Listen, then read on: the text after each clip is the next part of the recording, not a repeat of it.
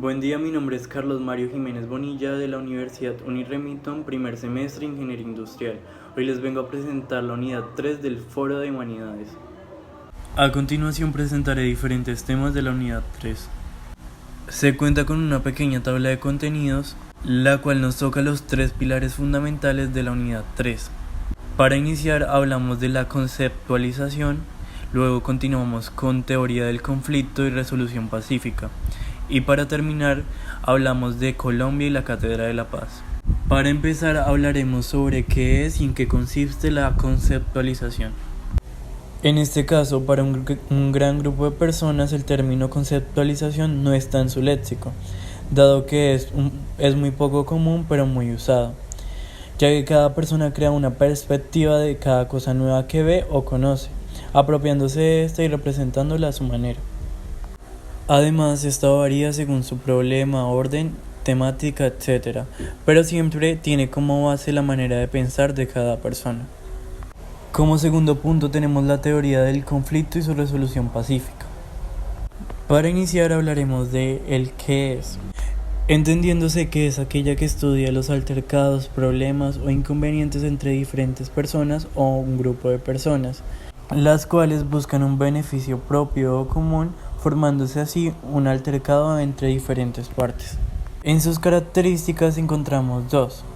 La primera nos habla de que se presenta cuando hay dos contrapartes. Esto quiere decir que hay dos opiniones totalmente diferentes o que no están de acuerdo, formándose así un tipo de conflicto. Por otro lado están las relaciones de poder y dominación, como las hemos visto constantemente en nuestra historia, cuando se presentan diferentes tipos de conflictos por poder, en donde por lo general quiere sobresalir el que tiene más armas, fuerzas y dinero, o cuando quieren el poder absoluto de algo, de alguien o de algún lugar. Por último tenemos a un gran orador, lo cual era Karl Marx, el cual manifestó las causas y las consecuencias que tuvo los conflictos en su época. Durante el surgimiento del capitalismo en Europa, cuando la burguesía y el proletariado estaban en contra. Esto por la desigualdad económica y de poder. Por último, Marx mencionaba que cada vez que aparecía la desigualdad aparecía el conflicto, ya que la burguesía, al no estar de acuerdo con el proletariado, se formaba algún tipo de discusión, pelea o problemática, causando así un conflicto a base de la desigualdad. Luego de la teoría del conflicto sale una nueva parte que es la resolución pacífica. Esta nos habla de los tipos, soluciones y el ser de una persona. En los tipos encontramos tres: conflictos intrapersonales, conflictos interpersonales y conflictos estructurales. Los conflictos intrapersonales nos hablan de los diferentes tipos de dificultades y contradicciones al interior de las personas. ¿Esto qué quiere decir? Problemas para elegir algo o problemas psicológicos. Luego de esto encontramos los conflictos interpersonales, los cuales nos habla de los diferentes tipos de conflictos morales. ¿Esto qué quiere decir? Conflictos de interés, conflictos de valor, dificultades en la comunicación. Cuando hablamos de los conflictos morales encontramos, por ejemplo, cuando no sabemos si una decisión va a estar bien o va a estar mal, o si va a afectar a otra persona y de qué forma la va a afectar, si de forma positiva o negativa. Ya por último encontramos los conflictos estructurales, los cuales nos hablan de los diferentes tipos de conflicto que podemos tener al relacionarnos con un grupo o con grandes cantidades de personas. Entonces estos los podemos ver, por ejemplo, en grupos de trabajo, en trabajos, parques, colegios o diferentes ambientes donde tengamos que convivir con más de 2 o 3 personas. Para una resolución pacífica podemos encontrar diferentes soluciones, las cuales es, por ejemplo, el control de emociones. ¿Esto qué quiere decir? Que a la hora de una discusión, el saber manejar nuestras emociones, el ser serenos, empáticos y tranquilos, puede llevarnos a solucionar las cosas de una buena manera.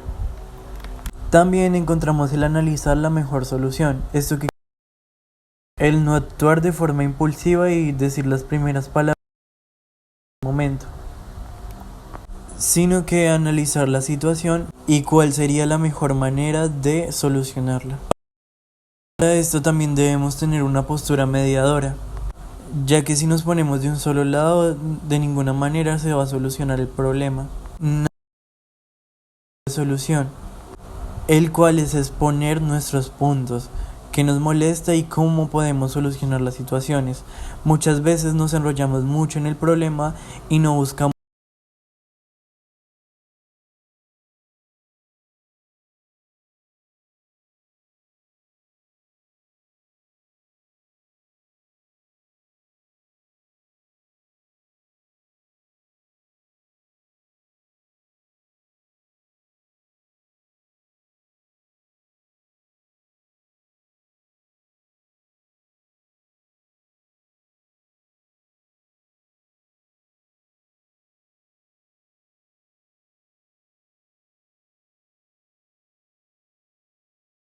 el gobierno para tener ambientes más pacíficos, tranquilos e incentivar la paz en toda Colombia.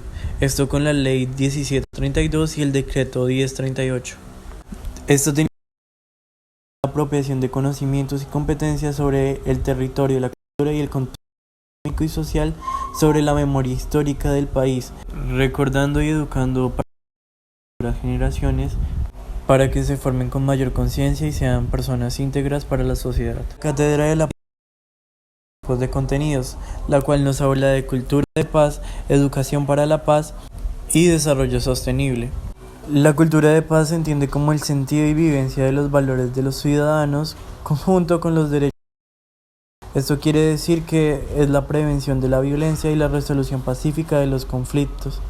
Luego encontramos la educación para la paz, que se entiende como la apropiación de los conocimientos y las competencias ciudadanas para la convivencia pacífica. Esto quiere decir que la paz se debe empezar desde los jóvenes, educándolos en los colegios con Cátedra de la Paz.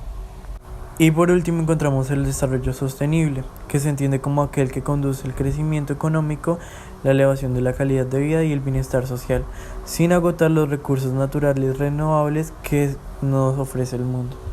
Ya por último encontramos la educación. ¿Esto qué quiere decir?